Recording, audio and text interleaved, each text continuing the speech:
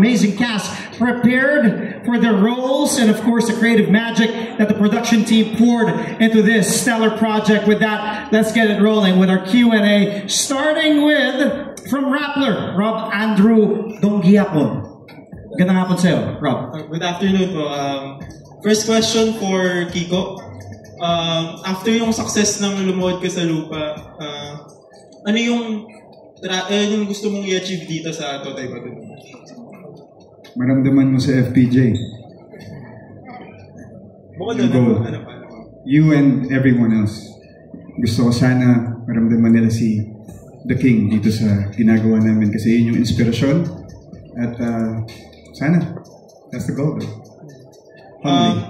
Follow up lang yung sabi mo kanina, si Paquito Diaz, lolo mo. Paano siya nag-inspire sa'yo para gawin yung Lumuhod Ka sa Lupa, itong big projects na ito? Hindi ako arte kung hindi dahil sa lolo ko. So, wala ako dito ngayon kung wala siya. So, I hope you guys tune in. I'm super motivated. And I'm with the best cast, I'm with the best team. So, lovely question. Thank you.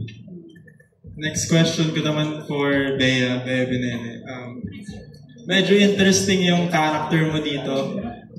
Medyo interesting Ano yung, may expect ba kaming mga fight scenes, action scenes from you? And paano ka nag-prepare doon? Magandang hapon po. Actually, nakaka-excite nga po. Kasi kahit na meron naman na tayong mga nagawang mga action series before, dito sa Totoy Bato, ramdam mo kasi na hindi lang ikaw at hindi lang lahat it's very collaborative. Yung teamwork talagang nandyan para mapaganda. So, yung mga action and fight scenes, definitely. Parang yung mga fight scenes, yung mga eksena, meron nga parang 2 araw, 2 days ginagawa para 3 days pala para mas mapaganda at mapaghandaan at talagang maging maganda yung eksena. So, yun po yung isa sa mga gina-guarantee naman talaga namin sa mga viewers, sa mga kapatid natin na hindi lang para sa akin po hindi lang yung role ko, pero lahat magiging ma-action po talaga. Salamat po. Thank you. Maraming salamat, Rob Andrew Donghiapon from Rappler. Susunod natin, mula naman sa VTalks, Vito Santos. Good afternoon. And good afternoon, everyone. And first of all, congratulations po sa Totoy Bato. And my question po is for Sir Kiko. So, coming from the iconic role of Norman sa Lumuhod Ka sa Lupa na over a year, may pressure po ba for this Totoy Bato? And how did you prepare mentally and physically for this role? Yeah. Sabi ng nanay ko, pressure make diamonds. So, pressure is must. Preparation for the role, kasama ko si Tito Noni Bencomino, the master. So, yeah. Yeah, thank you so much po. And I want to ask din po from the creatives, director or from the crew po, kung how faithful this Totoy Bato sa comic book po ba or sa naging past feelings? Hello po, good afternoon. Also, you guys, just congrats. Sobrang ganda ng teaser. Teaser pa lang yan I'm intrigued. And to answer that question, nag-usap po kami ng creatives, no? I think initially they tried to stick to the movies, but I think they're incorporating lots of the original material from the comics. Also, Kiko, amazing what you said to like channel FPJ, right? But you're actually, it's a very heavy burden because you are channeling 2 kings. So there is FPJ, the king, but there's also the comics king. And I'm worried for you. I got anxiety thinking about it. That's dami po. Pero si Sir Albert talaga, sobrang galing mo talaga to rotate.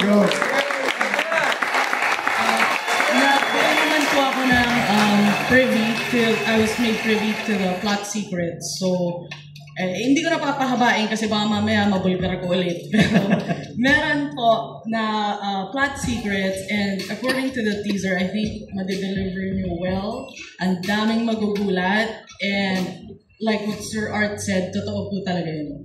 people aren't black and white, situations are not black and white. It's all a rainbow. Everything is rainbows. And a person's true colors isn't always just good or bad.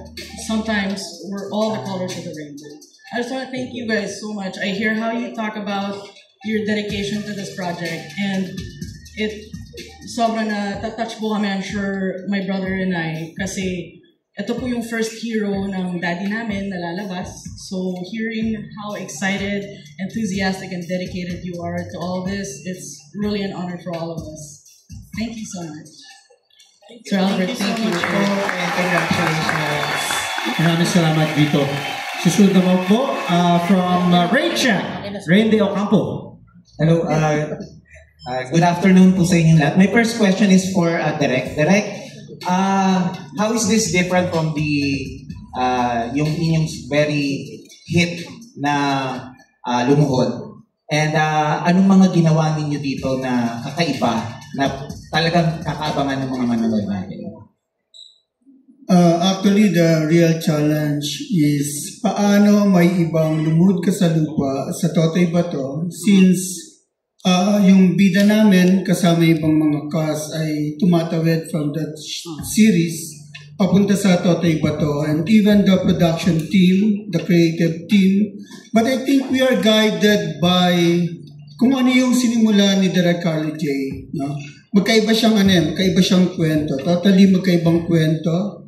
Ang Lumuhod Ka sa Lupa definitely is a revenge story. Paano ipagiganti ng isang anak ang pagkawala ng kanyang nanay. Samantalang ang Totoy Bato is a hero journey ni Totoy Bato na habang nandun pa rin yung konsepto ng pagiganti, ay kung paano niya naman ginagampanan ng kanyang tungkulin sa komunidad bilang isang bayani. Napalagay ko ay napapanahon sa kung ano yung nangyayari sa ating panahon ngayon, sa ating lipunan. Very timely si Totoy Bato. And then syempre the design, the visual design, and even the fight design, ibang-iba siya. Kasi alam naman natin, uso yata ngayon yung action, no? Ang daming serye ngayon na gumagawa ng action. So, there's a conscious decision sa buong grupo. It's a collective decision na pag-ibahin kung paano namin ginagawa yung mga fight scenes na I think, hindi ko nga alam parang ipinanganak si Kiko pati yung mga cast para magiging mga action hero. So, yun. Ibang-iba siya. Definitely. Wala siyang bahid, wala siyang bakas ng Lumuhod Ka sa Lupa. Kung bumiyahe at naglakbay si Norman de la Cruz, ito naman, ibang-iba rin yung biyahe niya ni Totoy Bato. Ni Kiko bilang Totoy Bato. My second question is for Bea. Bea, tama ba? This is your parang tambak sa series? Tama ba? Okay. So, how's the experience? And medyo malabo kasi yung pagkaka-explain mo ng iyong character here. So, may kakaroon ba ng love angle here with you and Totoy? Unang-una, opo. First, serye ko po ulit. Simula po nung lumipat po ako sa Viva. I've been with my home network before for 18 years. Lumaki po ako gumagawa talaga ng serye. And I think yung last serye ko pre-pandemic pa. So ngayon, first time ko po gagawa ulit ng serye in a while. And of course, dito po ere sa TV5. Malaking blessing po, of course. It's a little unfamiliar kasi syempre naging kumbaga gamay ko na po kung paano yung paggawa ng mga series kumbaga sa previous home ko So, it's a little unfamiliar but syempre nakaka-inspire po, nakaka-excite, and as always, we always wish naman for the best, and also we want naman always positive results, diba? So, yung role ko naman po, abangan po nila kung paano mangyayari in terms of romance or love story. Pero yun, meron, paano ko ba, without spoiling anything, kasi yun, kababata siya, may mawawalang someone sa buhay niya that will push her to leave Pook Paraiso. Tapos po, kapag nasa Manila na siya, may gagawin ulit siya na eventually, magtatagpo ulit sila ni Totoy Bato. Parang something like that. Kinuwento ko na. Pero yun, yung details, i-fill in the blanks na lang natin kapag napanood na po nila yung Totoy Bato. Alam mo, sumasagot ka, Bea. Nakikita ko yung sa dulo doon, yung dalawa doon. Ito parang, naku, kinikwento niya na ba? Basta yung details. Kasi syempre, I can't naman divulge everything. Yes, of course. May kailangan, may abangan pa po yung mga kapatid natin. Of course. Thank you. Salamat po. Thank you, Bea. And thank you also for your